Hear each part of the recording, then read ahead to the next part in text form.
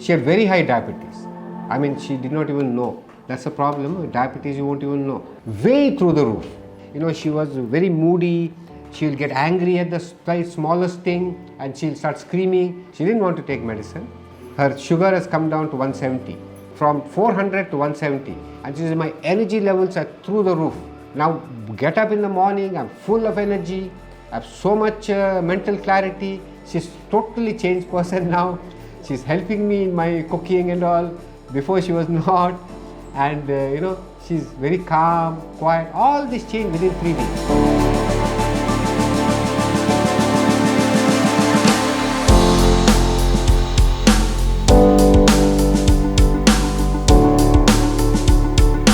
Boost a healthy microbiome. How? Through prebiotics and probiotics. Now, what is a prebiotic and what is a probiotic? What is a probiotic? People, many may be knowing. Huh? Yeah. Probiotic is nothing else but essentially good bacteria you ferment outside and you consume.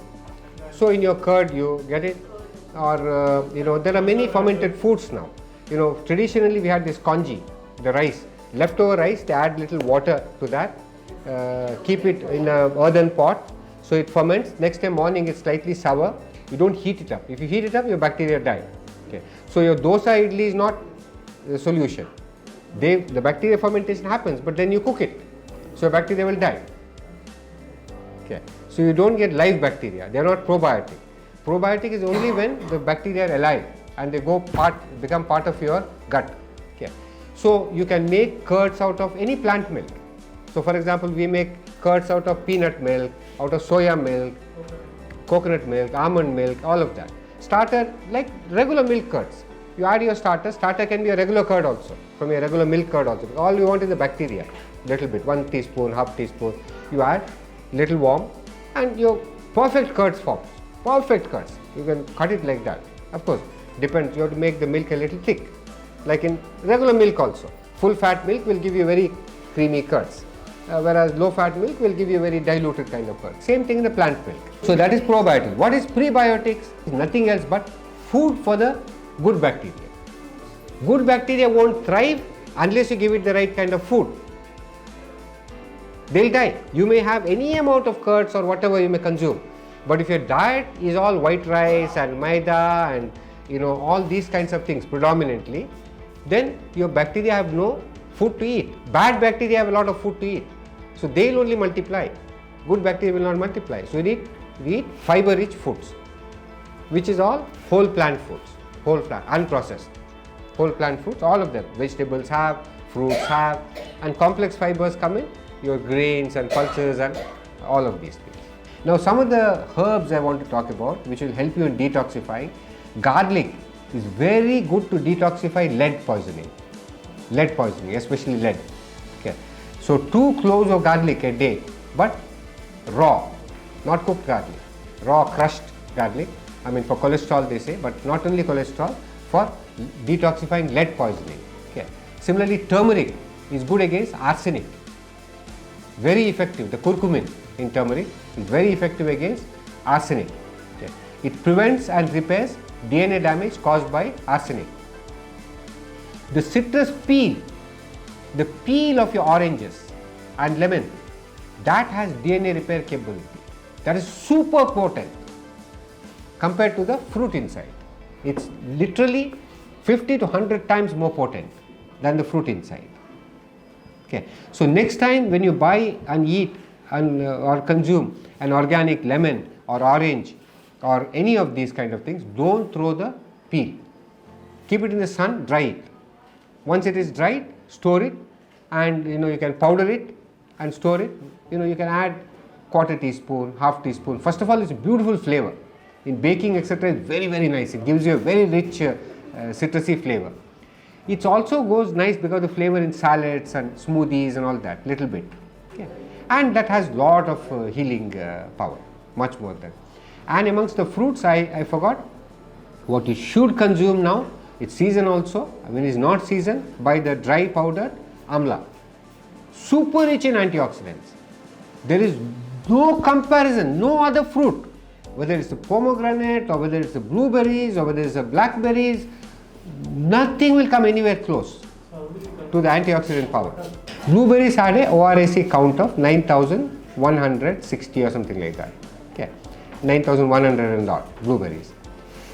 Till they discovered amla. Can you guess amla, what is the value they found there? Any wild guesses? Of course it's higher. 9,160 was the blueberries. Here they came out with 2,61,500. Just see the difference, the scale of difference. And that's such a cheap fruit and very safe to buy anywhere. Don't have to worry about organic and all that. Any market you go, roadside you go, you can pick up amla. Safe to buy. Every single day, make at least 1 or 2 amla part of your diet.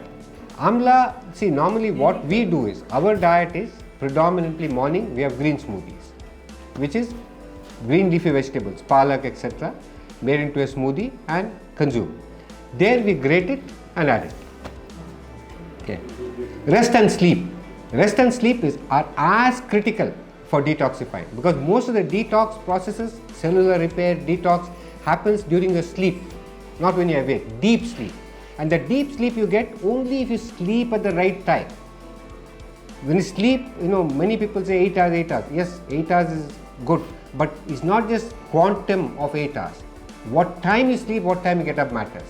If you go to sleep at 12 and get up, let's say at 8 o'clock, 9 o'clock in the morning, it will not serve the purpose.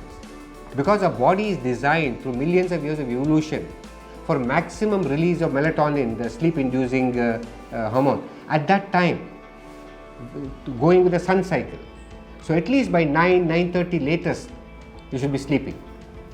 That is the best time. And get up early in the morning. Obviously, automatically you will get up. First few days you may not, if you are not used to. But once you start sleeping early, automatically you will get up early. I mean, I am speaking from experience. I used to be a late person, late to sleep, late to rise, this thing.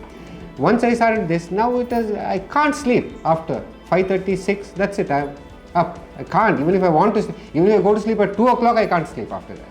Because I'm traveling, something, So, that is the other thing. Reconnect with nature. Body and mind, both. Body is also important because all your good bacteria you get from nature. So go into natural water bodies, your streams, your waterfalls, and have pets, touch them, because when the pets lick you, they pass on part of the microbiome to you. When your dog licks you or something, So also your mind. Mind is very important. You're de-stressing your mind is as important, because if you do all of this, but your mind is so full of stress and negativity, is not going to help. And eliminate, as I said, sources of chronic stress and develop some kind of a meditation, spirituality, etc. So that's in a nutshell. Once you stop abusing your body and mind and give them the right inputs, nature will take care of the rest. You don't have to worry. You don't have to go measure something somewhere. Nature will take care of the rest. Okay. If you want to really go deeper into this thing, into this whole thing of natural health, how we can gain and maintain natural health, and if you have various diseases like diabetes or whatever, how we can reverse those diseases. Okay. And if you don't have, how we can make sure you don't get them in the future as you age. Okay. I would suggest you can come to one of our workshops. It's called Let Food Be Thy Medicine. We conduct it once a month at our farm. It's a residential program, so it includes everything. You stay in natural cottages, and you have the food. The food that you will eat during that time will be 2 raw meals. Morning and afternoon you will have only raw meals, including the green smoothies and all that. And night time you have cooked food. So that's the thing. But apart from that, we go very deep into all these topics. Both the toxins, the food, connection between a food and lifestyle, and the chronic diseases. How it causes, what are the triggers, what processes happen within our body, etc. And then what we can do about it. I mean, just to give you an example, our last workshop, one of the ladies who attended, young lady, around 35, 36, something like that, she had very high diabetes. I mean, she did not even know. That's the problem, diabetes you won't even know. Okay. Because we ask all our participants to do a range of tests before coming, so that they know what are the problems they're having, or which could potentially they could develop. Okay. And then they can see how they themselves can measure and see how they improve. Okay. So then when she did that test, she discovered her blood sugar was 400. Okay, way through the roof. And her what is the the best indicator, HbA1c, was 10.5. 10.5, way through the roof. Very, very dangerous territory. Okay, she didn't want to take medicine. So from the workshop, she strictly adhered to the diet. Yesterday she came to we have a monthly potluck for people to attend, so that you can come together as a community, exchange experiences, all that. She was telling her sugar has come down to 170, from 400 to 170, and she says my energy levels are through the roof. Now get up in the morning, I'm full of energy, I have so much mental clarity. Her mother was there, mother also came. Mother was saying, she was very moody, she will get angry at the smallest thing and she'll start screaming. All that behavior has changed. She's totally changed person now. She's helping me in my cooking and all. Before she was not. And she's very calm, quiet. All this changed within 3 weeks. Adopting this whole food plant-based diet, which is predominantly around 60% raw and 40% cooked. I mean, that's the easier solution we give.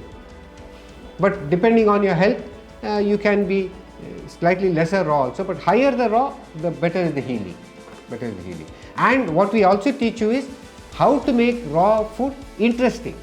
Because if I just give you a cucumber, carrot, this thing, cut like that with a little salt and you eat that for 1 or 2 days, then it gets boring. Can't eat that and survive. So we can make all kinds of exotic salads, fancy foods like your cauliflower rice, or some broccoli pulao, or some zucchini noodles, we call it zucchini pad thai. So all kinds of fancy stuff we can make. Taste also will be delicious. I mean, you will really discover taste which you have never experienced so far. But the problem with our food habit is, when we eat vegetables, we don't eat vegetables, we eat the masalas. What we taste is the masalas. So whether I give you this vegetable or that vegetable, finally you are tasting the masala. Okay. So more masalas you use, less is the taste of the vegetable. So when you start eating raw, you start discovering that each vegetable has its own unique taste. Okay. That's why even the guavas, the worst thing is, I don't know why people have this thing of buying the raw guavas and then cutting it, putting salt and this thing and eating. It's the worst thing, because one is salt is so bad for you. Every gram of salt increases the cancer risk by 8%. Every gram of salt by 8%. Okay. Koreans have the highest stomach cancer rates in the world because of the highest consumption of salt, because of pickled vegetables. Okay. So, whereas nature has created a fruit to be eaten when it's ripe. So wait for the guava to ripen. Then you don't need salt. Nobody will put salt in. Have you come across a person who puts salt in a ripe guava and eats? Nobody. Because the raw doesn't have that taste. Or raw mango, raw thing, it doesn't have that taste. Then you need to put salt, chili and all that. So, when you start eating the fruits and vegetables the right way, you will realize they have their own flavor, their own aromas, their own taste, which are so nice. So come and attend one of these sessions. Every month we have one session. But is there any address or Pardon? No age limit. We get children also, even 2-3-year-old children. They are kept busy when the parents attend. So because we have a lot of things in the farm, there are rabbits, there are ducks, and so children have a lot of things to get busy with. Okay. Plus nature.